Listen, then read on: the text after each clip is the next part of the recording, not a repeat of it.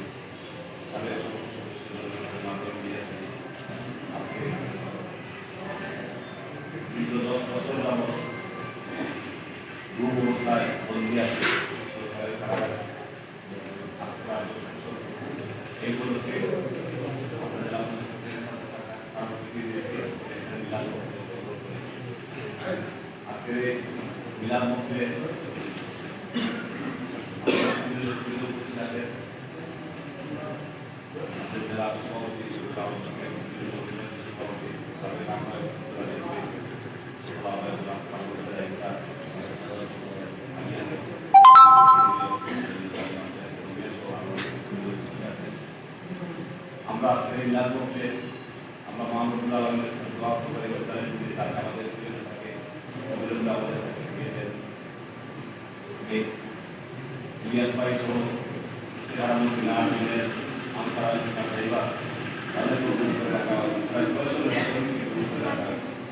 আমরা সকল আমাদের প্রিয় নেত্রী দেশের এবং তাদেরকে অসুস্থ অবস্থায় আছেন আর সুস্থতা কামনা করবো তার মুক্তি দাবি করবো ব্যবস্থা করে তাকে হেফাজতে রাখে তার মূল বান্ধবেও আমাদের নির্বাচনে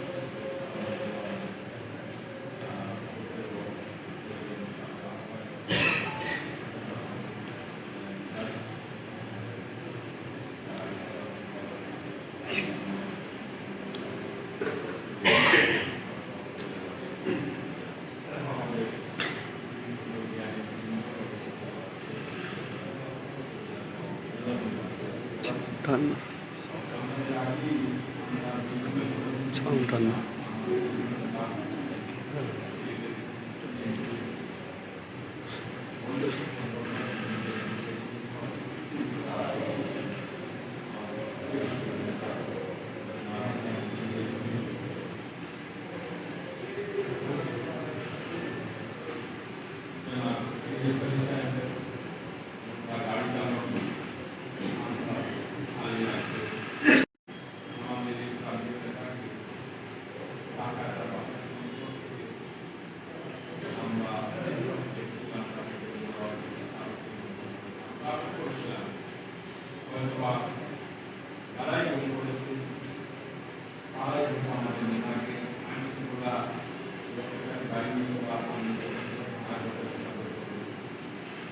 Thank you.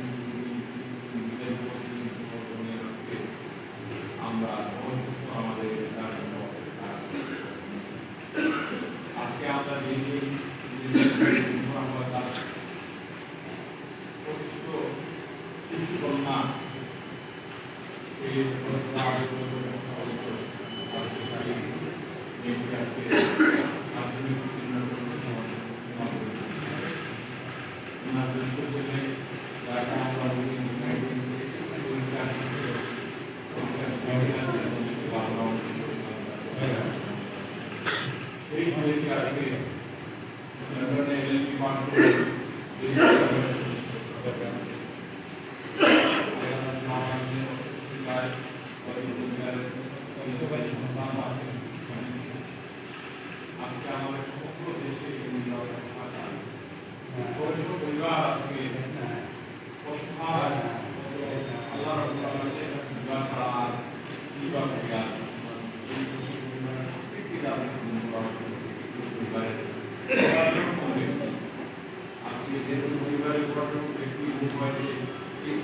কিভাবে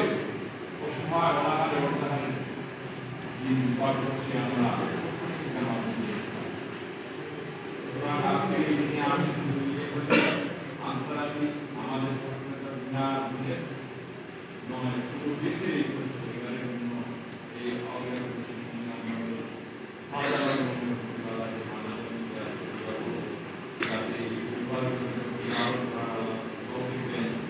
এবং আমাদের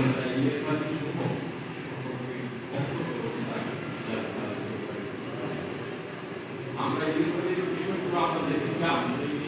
সরকার সকলেই বলেছেন আমরা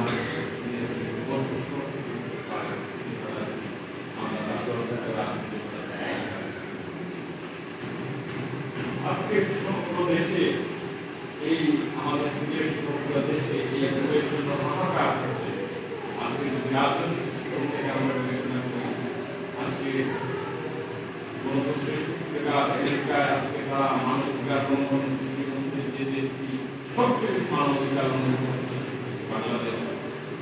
যদিও বারবার বলা মানবাধিকার লঙ্ঘন হচ্ছে তার চেয়েও বেশি ভয়ানক অবস্থা হচ্ছে বাংলাদেশ। আজকে আজকে যদি আপনারা পত্রিকা দেখছেন হিউম্যান রাইটস যে রিপোর্ট বাইর হয়েছে, সেই রিপোর্টে আমাদের নেতা অনেকে এই রিপোর্টে যে আমাদের প্রিয় নেত্রী বেগম খালেদা জিয়া তিনি এদেশে সংসদীয় গণতন্ত্র প্রবর্তন করেছিলেন। আমাদের নেতা জিয়াউর রহমান বহুদলীয় গণতন্ত্র প্রবর্তন করেছিলেন। আমরা আমাদের নেত্রী এই নেত্রীকে শুধু বিদের বশবর্তী হয়ে তাকে নির্বাচনে যাতে অংশগ্রহণ করতে না পারেন এই মিথ্যা মামলা দিয়ে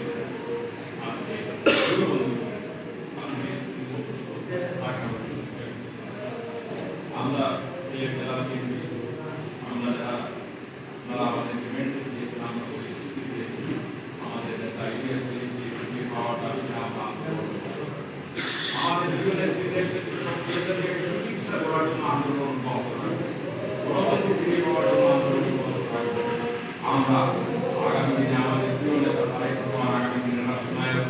তিনি তার পেন্টায় পুনরুদ্ধি করার জন্য গ্রামে গঞ্জে নির্বাচনের মাধ্যমে এই নেতাকে মামলা সর্বশেষ সংযুক্ত হয়েছে আমাদের শিল্পী সুলতান, তিনি আমবাদুল আসফর আলী আমাদের নেতা, আমাদের প্রিয় নেতা, আমাদের তারেক রহমানের 2001-কে আজকে মিথ্যা মামলা দিয়ে আজকে তার বিরুদ্ধে মামলা চালু করে বলে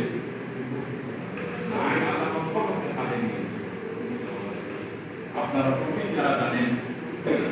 এই ইসলামী ঐতিহ্যবাহী বাড়ি আমবাদুল আসফর আলী সাহেবের বংশধররা এই দেশের প্রথম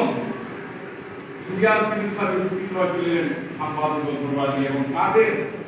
জমিদারির অনেক সম্পদ আজকে দক্ষিণ সুরমা থেকে বিভিন্ন জায়গায় বিস্তৃত, যারা আমাদের অনেকেই তাদের পরিবার বুঝে রাখে না, কিন্তু এই পরিবার সাধারণ মানুষ আজকে এই ইবাদুর রহমানের বিরুদ্ধেও তারা মামলা দিচ্ছে। তিনি একজন পিতা ছিলেন বাংলাদেশের সৎ লোকবাহিনীর প্রধান, তিনি এই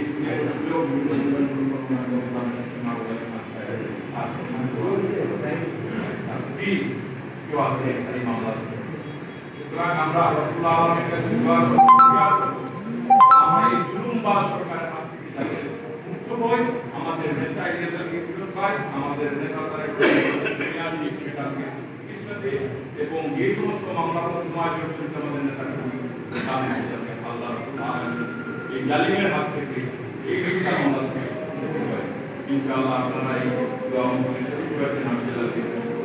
সকলকে পুনরায় কৃতজ্ঞতা জানিয়ে আমি আমার